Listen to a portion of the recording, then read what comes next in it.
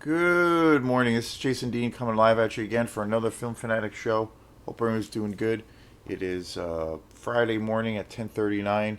So yeah, I want to welcome aboard some of the new subscribers. We had some new subscribers come up this week. So thanks again for joining this crazy train, and some folks commenting. Love the interaction. So very very cool. And tonight, I'm really excited. I'm going to do a big show on it tomorrow morning. But tonight, I'm going to the Waldo Theater here in Waldoboro, which is about a little less than an hour away from here.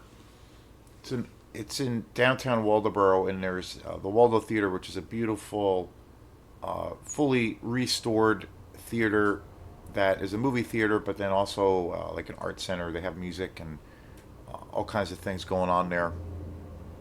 But there's a group that's part of it called the Waldo After Dark, and they specialize in showing, you know, uh, B movies, some exploitation movies, just classic movies. And so tonight, and for as a tribute to and a big kind of memoriam for the iconic director David Lynch, one of my favorite directors of all time, who passed away earlier this year. There's going to be a showing of Eraserhead on the big screen, so I'm super excited to see it. They're also going to be showing. There's going to be three movies, but they're going to be broken up over a period of like a few months. Eraserhead. They're going to be showing Wild at Heart, and then also Mulholland Drive. So really, really excited, and I guess they're gonna. The thing that's awesome about I've become good friends with the folks at the theater, and who run Waldo After Dark, and they're super cool people. We've become kind of movie buddies. They Samantha is just really great, and Buffy. They both do. They put so much work and care into the films and the presentations because they kind of create a really cool experience when you go in there. They go an extra mile, and they kind of decorate. They kind of decorate the theater and the lobby like the trying to capture the vibe or the aesthetic of that particular film that they always do. And uh, it's always awesome. It's kind of really well. It's just a. Not only do they get really great versions of films, these particular films and copies that they show are just pretty impeccable. I've seen some fantastic movies there, but they do such a great job in kind of creating an aesthetic and a vibe. And one of the coolest ones, probably the most memorable one for me, was on Halloween last Halloween, where they did a showing of Suspiria, and they decorated the entire theater where it felt like you were walking on the set of a giallo film, and it was super cool. So tonight I'm going to go see Eraserhead, and they're going to be showing. So I'm super excited to see that. It's a masterpiece. I haven't seen it in a really really long time. I have a copy of it on. I have a like a collector's edition of it on DVD, which is really good, but I've never seen it on a big screen, so I'm really excited. And they're going to be in honor of David Lynch. They're going to be serving donuts and coffee, and because that was one of the things he was known for. So, yeah, really really excited. I'm going to meet a friend down there tonight and check that out, and then tomorrow I will do a show on it. But in the meantime, what I've been doing is I've been knee deep in the world of the American Western. I've been doing all kinds of shows. I got this really great. It's so far it's awesome. I'm about three movies in,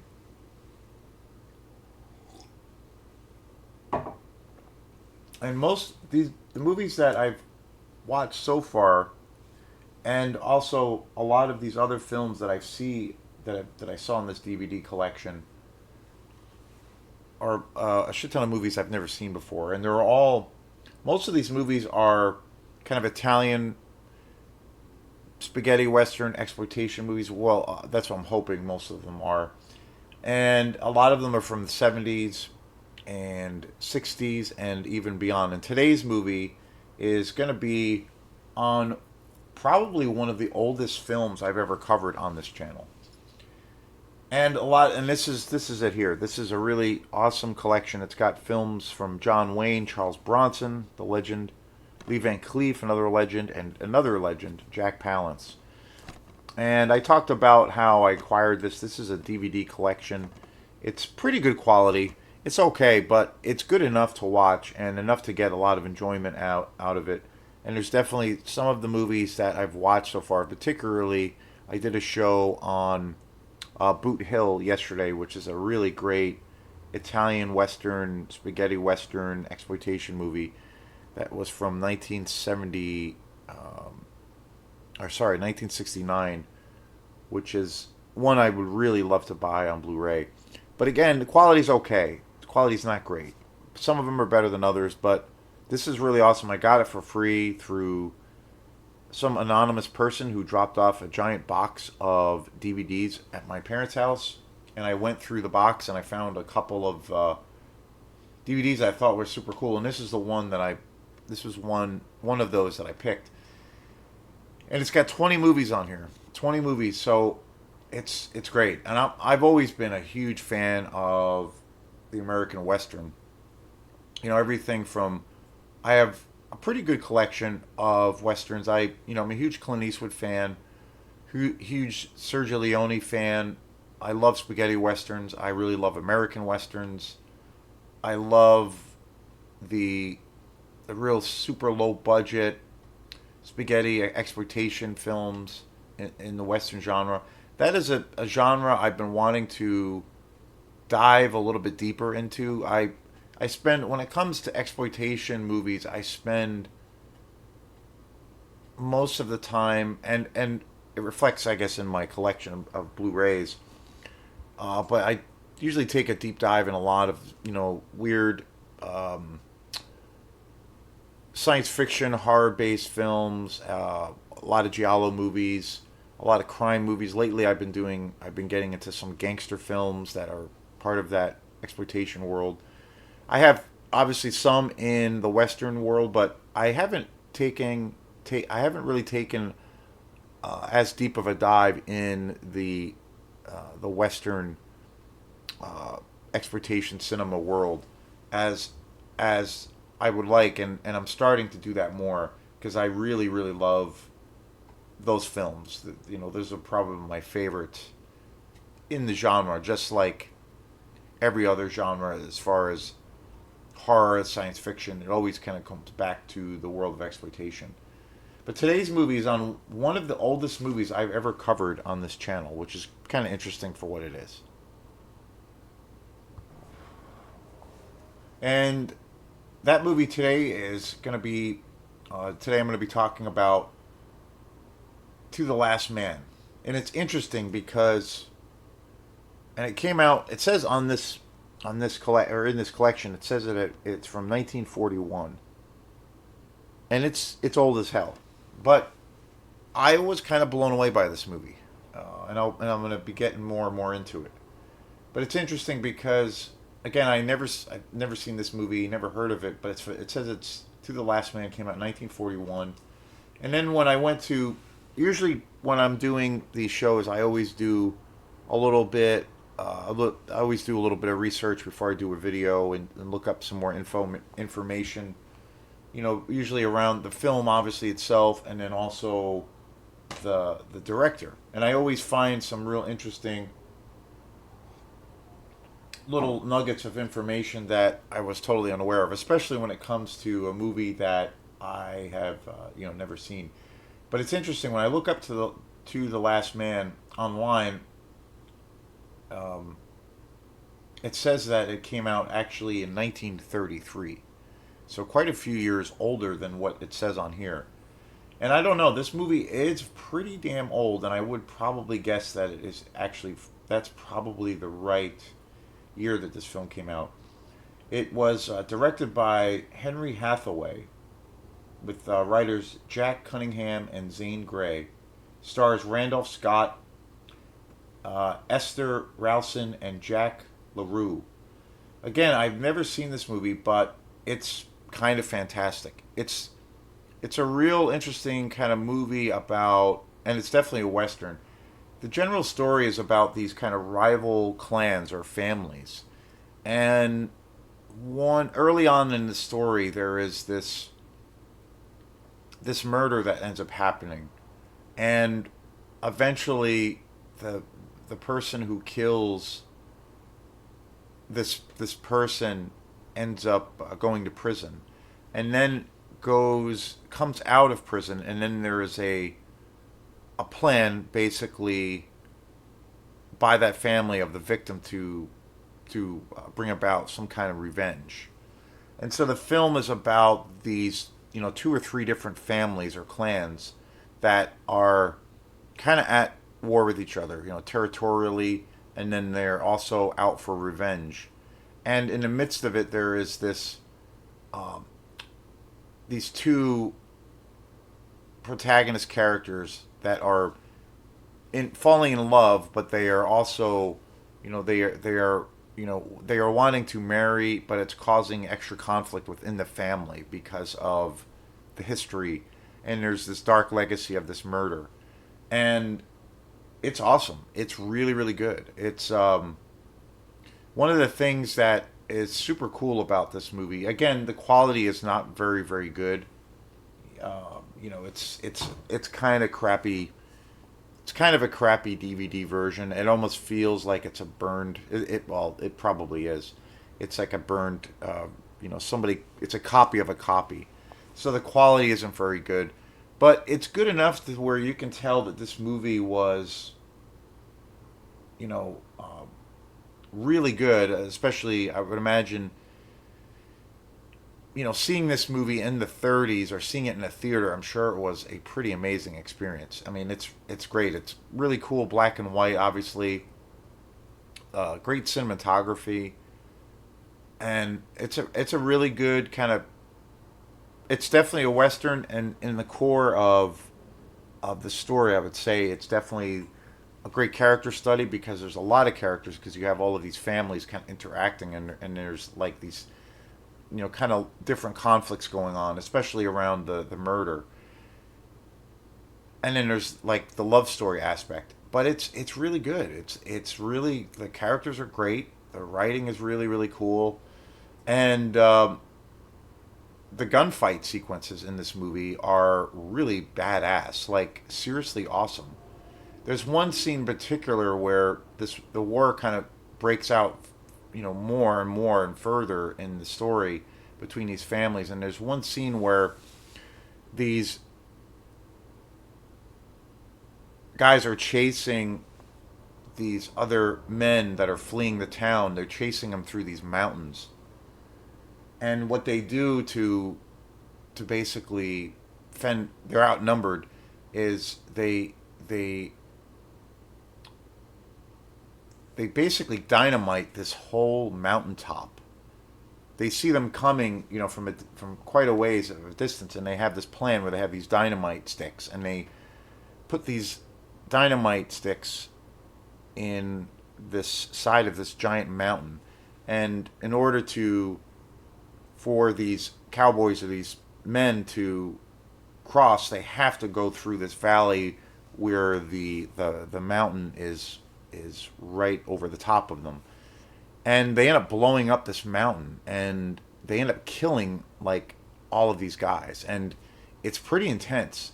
The violence in this movie is, I mean, considering this came out in the 30s, is brutal. I mean, it's kind of insane. And there's this scene of where they blow up this mountaintop, and the entire top of the mountain is blown up, and all of the men get crushed by all these rocks, and and then there's like the aftermath, and you see this one shot of all of these like dead bodies at the bottom of the hill. It's pretty intense, and there's one scene in particular which kind of kicks off this whole story of the murder, of where one of the rival kind of families, and you find out more and more it's really about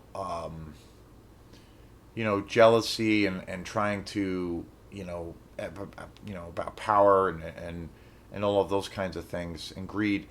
They One of these guys kills this older family member who's like the grandfather of the family, but he shoots the guy, shoots this grandfather in front of his grandson, and it's brutal. I mean, that's one of the things I took away from this movie was, the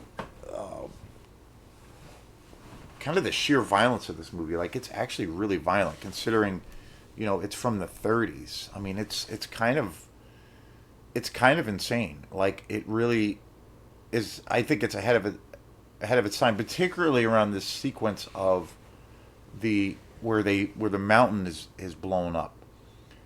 You know, I don't know how the hell they did it. I mean, it looks really great. The editing is really really great. It looks like, what you're seeing for all intents and purposes is really happening, and technically it's done so well. The cinematography for this movie is kind of amazing. You really feel like you're in a western. This movie definitely is a western.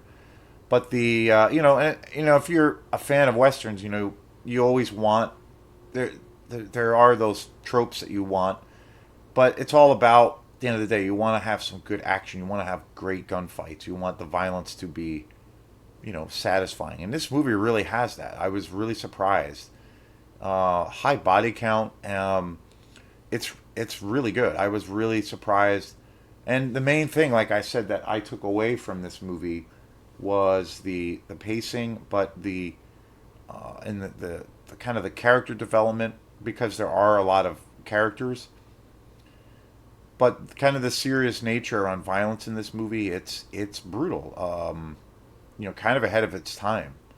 So, I'm always amazed by, when we see films now or in recent time, and, say films that have, lots of violence in them, or, some kind of sexual component, and we feel like, wow, like that's really, pushing the envelope, or that's really, very intense, or maybe even shocking. But then when you come across like this experience, come across a much older film, that's almost, fucking 100 years old. Um, it's and you see how,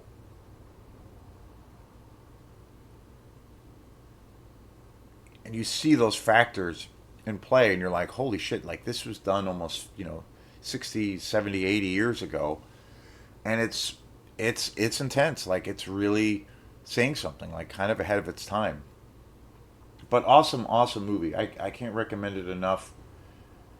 It's a little bit more of a serious film. The last movie I did a review on, Boot Hill, which was really awesome, which is definitely like an Italian kind of exploitation movie that has really great, that movie is fantastic.